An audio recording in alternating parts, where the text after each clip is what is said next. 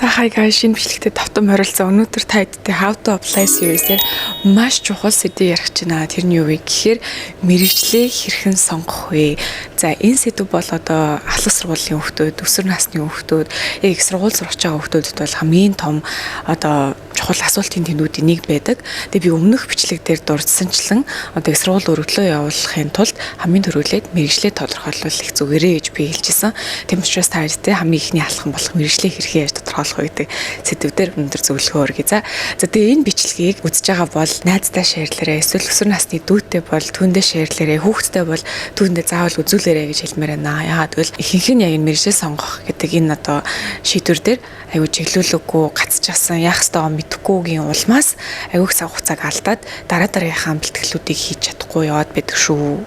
За тэгээ хэрвээ та бүхэн имжлэгийг анх удаа үзэж байгаа бол намайг Ариун Заяадаг Ариун Академи үүсгэн байгуулагч гүйцэтгэх захирал. За тэгээ манай Ариун Академи нь College Prep, Career Prep, Life Prep гэсэн зөв хөтөлбөрүүдтэй. Тэгэхээр та бүхэн их сургуульд одоо бэлдэх бүх зааварчилгаа чиглүүлгийг нэг дороос та бүхэн авах боломжтой гэсэн үг.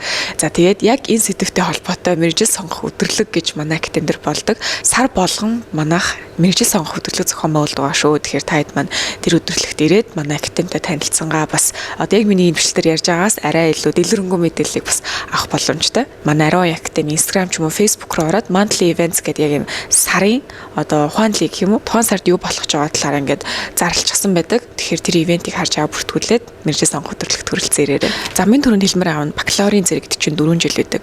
Тэгэхээр 4 жил шүү дээ. 4 жил хурдан болов эсвэл удаан болов?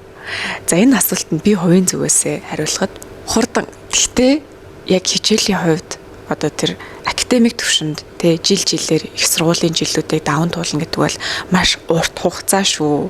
Хичээлийн хувьд гэх юм бол маш хүнд болж ирдэг.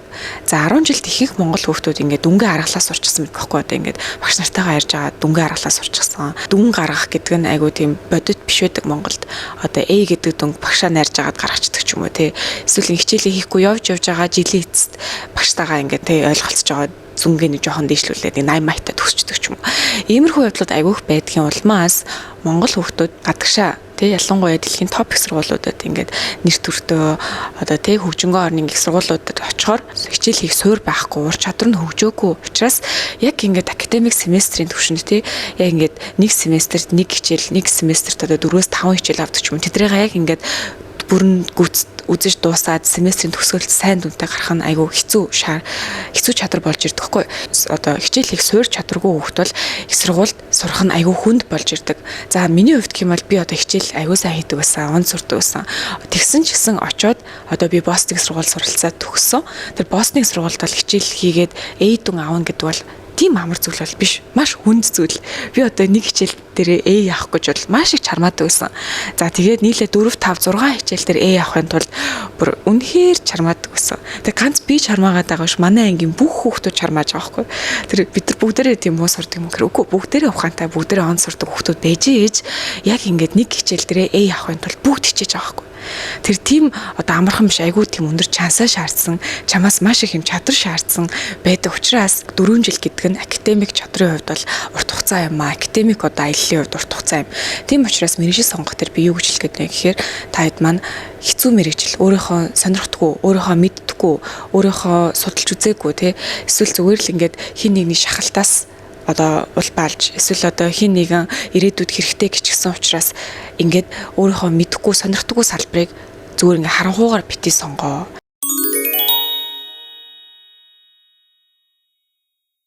Та өөрийнхөө дуртай юмыг сонгох маш чухал. Өөрийнхөө хийж чаддаг юмыг, өөрийнхөө дуртай сонирхдаг энэ 3 юмны ингээд хорчлыг ингээд нийлүүлэх юм бол ер нь л ингээд айгүй амархан сурах боломжтой. Хүн чинь дуртай юмдаа айгүй амархан ингэж гоё сурч чаддаг.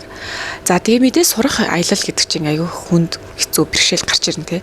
Тэр хүн дуртай юмаа сонгочихсон хүн чинь бэрхшээл гарч ирэхэд тэрийг даван туулах одоо тэр нэг механизм нь арай өндөр гэдэг байхгүй. Хэцүү бэрхшээл гарч ирлээ гэж бодоход тэрийг даван туулах одоо сэтгэлийн хат гэдэг ч юм уу те. Эсвэл одоо асуудал шийдвэрлэх чадвар эдгээр нь илүү хөгжин, илүү гарч ирдэг. Дургүй юмаа хүн асуудал гарч ирэхэд орхиход бэлэн байдаг хгүй. Тэр хэдүүлээ 4 жилийг ер нь бол яг 4 жилдээ багтаагаад төгсөйг хүсэж штэ тийм ээ. 5 жил 6 жилээ сунжуулаад ингээ удаан сурмааргүй байгаа учраас цагтаа төгсмөр байгаа учраас аль болох одоо ингээд бууж өгөх юмыг багасгах хэрэгтэй. Тэхийн тулд анханасаа мэргэжлээ сонгохдоо өөрийнхөө дуртай юмыг, өөрийнхөө сайн чаддаг юмыг тий өөрийнхөө сонирхдаг зүйлийг сонгож судлах нь маш үр дүнтэй байдаг шүү. Тэгээ буруу мэргэжлээ сонгочихсон одоо манай зарим найзууд байдаг л та ингээд ихний курсээсээ л надад хэлжсэн тий айгүй хэцүү байна, дургүй байна, нэг тийм сонирхгүй байна, айгүй ядаргаатай байна. Тийм юм ярьж байгаа хүмүүс яадаг гэхээр их сургуультай ингээд хичээлд очихдоо дургүй болж ирдэг. Очихоор л нөө хэцүү юм яа. За сонирхдаггүй юм яриа л тий. Дургүй ингээл чаддгүй юм ингээд яриа л тэрнээс нь шалгалтжүүлэг аваад ингээд ахар чинь хүүхд яадаг вэ гэхээр цаанаасаа тэрнээс ингээд улам түлхэж ирдэг байхгүй. Тэгсээр хагаад их сургуультай хичээлдээ очих болдог тий. За зарим нэг хичээл дээр унж эхэлдэг, муу авч эхэлдэг, унж эхэлдэг. Ихэнх их сургуулиудад чинь Америкт бол нэг хичээл аваад нэг удаа фейлдж болно. Сануулга авна. 2 удаа фейлдж авна. Сануулга авна. 3 дахь дээрээ хүчдэг. Кош нөгөөл ингээл төвчээл ингээл чамаа дахин өгүүлээд идэггүй. Ер нь бол ингээл academic disciplinary warning гэл хөөчдөг байхгүй. Тэгэхээр ингээд муу сурах чинь айгүй хор уршигтай. Ямар хор уршигтай вэ гэхээр нэгдүгээрт санхүүгээр чи ингээд дахин тэр хичээлийг давтаж авах гэж чи мөнгө төлнө тий. За хоёрдугаар цаг хугацаа. За гуравдугаар чи үнэхээр ингээд сурч чадахгүй байх юм бол чамаа хөөгөөд тэр сургууль ингээд чи аль нэг өөр их сургууль дахиад эхлүүлэх хэрэгтэй болчихно гэсэн. Тэгэхээр ингээд айгүй том ингээ хөрлөөд байдаг учраас сайн чаддаг, сонирхдаг тий чадахгүй хэцүү байсан ч тэр хичээлийг ингээ сонирхоод судлаад хийж ардан гарах тийм сонирхлыг чинь хүргэдэг тий. Тиймэрхүү одоо мэргэжлийг сонгох айгүй чухал. За би болоод өөрийнхөө шинжилгээд би бизнесийн удирдлагаар сурсан байхгүй. Яагаад энэ мэргэжлийг сонгосон бэ гэхээр 10 жилдээ төгсөөд надад ямар ч тийм тодорхой юм баримжаа байгаагүй. Одоо ямар ч нарийн сонирхол байгаагүй. Өөрийнхөө юу дуртайч одоо ер нь бол олж мдээгүй тийм өөрийгөө олох аялал ерөөс эхлүүлээгүй тийм хөвтсөн. Гэтэ он сурдаг, хичээл хийх одоо чадвартай тий. Тэгээд аамаа надад зөвлөөд бизнесийн удирдлагаар сурчгаа. Айгүй олон мэргэжил рүү хөрөвдөг юм аа гэж хэлээд бизнесийн удирдлагаар сурч исэн. Тэр би анх сурахтаа бизнесийн удирдлагт бүр ингээд дурлцсан байсан үгүй.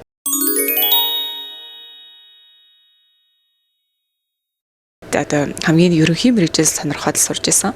Гэтэ суралцах явцдаа мэргэжилтэй дуртай болж исэн байхгүй юу. Тэгэхээр би өөрөө ямар хүүхдээсэн бэхэр өөрөө айгу манлайлагч хүүхдээсэн. Өөрөө ингээ баг удирдан ямар нэгэн төслийн ард гарахтай айгу сайн байсан. Тэгэхээр би бизнес гэдэг зүйлтэй бас нэг юм ирээдүйд бизнес хийх ч юм уу те эсвэл ингээ ямар нэгэн баг удирдаад одоо ямар нэгэн компанид ороод менежментийн төвшөнд ажиллахад надад тэр чадрууд нь бол ингээ ахлах сургууль нэг жоохон гэдэг цухуудаг байсан байхгүй.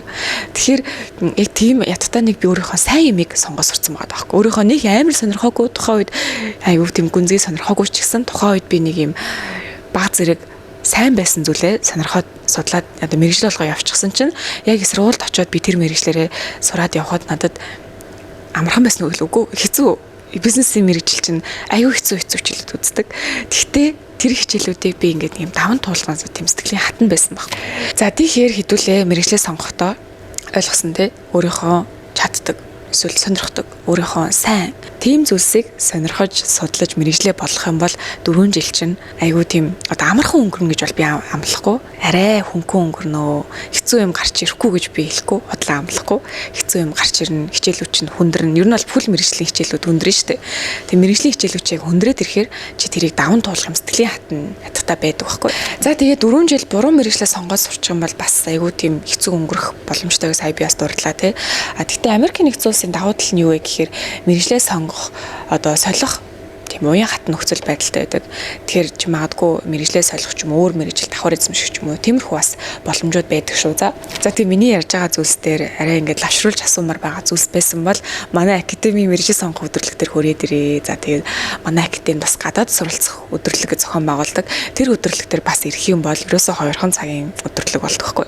Аюу их мэдээллийг олж авдаг шүү. За манай академи үүсгэн байгуулалтад эхний 3 жилдээ манай сурагчид нийт 100 тэрбум төгрөгийн тэтгэлгийг олж авсан одоо амжилттай байдаг. Тэгээ нүгээрээ бид аюу бахархдаг. Яагаад гэвэл энэ бол маш олон одоо тий баг хамт олон одоо багш нарын маань хүч хөдөлмөр мөн манай сурагчдын маань хичээл зүтгэлийн одоо үр дүн, үр шимэн учраас бид аюу бахархалтай ярьдаг.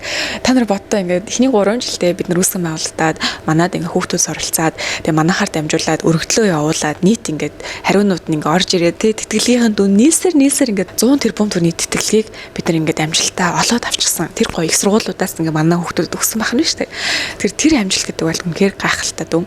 За тэгтээ энэ амжилтыг олохын тулд бид ингээ маш олон хүүхдүүдтэй ажилладаг. За тэр хүүхдүүдийн маань одс нэгэн гарч ирдэг түгээмэл асуудал нь юу вэ гэхээр манай ээж аав намайг ийм мэргэжлэр сур гэж байна тий. Эсвэл өөрөө айгүй нарийн мэрэгжил сонгоод сонирхоод эхэлчихсэн байдаг. Тэгтээ тэр хүүхдүүдтэй ингээ яриад үзэнгууд хинхэн төгсөг хангих ч юм уу тий. Тэгээд яг тэр мэрэгжлийнхаа дагуу ямар ч юм хийгээгүй байдаг. Хичээлээс гадуурх үйл ажиллагаа нь айгүй сул гэсэн үг. Тэгэхээр одоо жишээ нь биохим тий. За тархины мэс асалч ч юм уу. Айгүй тийм нарийн мэрэгжлүүд ингээ сонгочихсон мөртлөө. За тэгвэл хоёлаа болно. За тэгвэл хоёлаа хичээлээс гадуур үйл ажиллагаанд багш нь харъя гэдэг ингээ харангууд юу ч байхгүй. Тэгтээ өргөдлийн явалт цагт болчихсон. За хэрвээ тийм байгаа бол яадаг вэ гэхээр ер нь жоохон ерөнхий мэрэгжил сонгуул яасан бэ? Хитрхи юм нарийн мэрэгжил сонгоод хичээлээс гадуур үйл ажиллагаа байхгүй бол чиний өргөдөл тэр чигтээ жоохон сул харагддаг. Сургуулиуд юу гэж хардаг вэ гэхээр за ийм мэрэгчлээ сурмаар байгаа юм бол за чиний ингээд бүх түүхийг харъя те. Чиний ингээд аппликейшн портфолиотой танилцъя гэдэг юмгууд ингээд жоохон уялдаа холбоо байхгүй болж ирж штэ тий. Амар тархины мэс засч болно гэдэг байгаа мөртлөө тэрний талаар ингээд юу ч хийсэн юм байхгүй, сонирхсан юм ч харагдахгүй байна тий. Тэрний хандлаар эсэж бичсэн юм байхгүй. Тэг хийсэн юм байхгүй ч эсэ бичиж чаддгүй. За ингээд ер нь ингээд жоохон хавцлахгүй болоод байна. Тэгсэн мөртлөө сурах гээд байгаа мэрэгчлэн айгүй олон жилийн нарийн ур чадвар шаарддаг. Айгүй хичээл зүтгэл тууштай байдал шаарддаг ийм мэрэгжил учраас энэ хүүхд яг сурч чадах болов. Бараг манад 1-р курстэй, 2-р курстэй мэрэгжлийн ихний дэвчээлүүд аваад буугаад өгчих байх, шантарч байх гэсэн дохиог их сургуульд та нар өгдөг гэсэн. Эцэг эхчүүд бас ингээд хүүхдээ те айгу стратеггүй шахдаг одоо алдаа гаргадаг л та. Жишээ нь тийм мэрэгжил айгу сайн гэж чи тэрнгээр сур гэлтэй. Тэгээ нөгөө хүүхдэн тэрний ямар сонирхолгүй учраас хийсэн юм байхгүй. Тэжээрээс гадуур үйл ажиллагаа айгу суул тэг өргөдлөө явуулах гэдэг ч юм уу. Эсвэл одоо ингээд чи эмч бол гэж шахаад байдаг. Нөгөө хүүхд нь эмчийн төлөө ямар ч одоо хийсэн юм байхгүй. Ямар ч тийм давуу талж байхгүй. Тэгээд яг ингээд өргөдлөө явуулъя гэхээр одоо тэрнтэй нэг ууж бичих ууж ярих юм байхгүй гэдэг учраас ингээ хүүхэд нь эргээд нөгөө нэг дарамтанд ороод шахалтанд ороод өөр юмар ингээ явах гээд байгаа хүүхэд эргээд өөрийнх нь өргөдөл нь айгу сул болчдөг.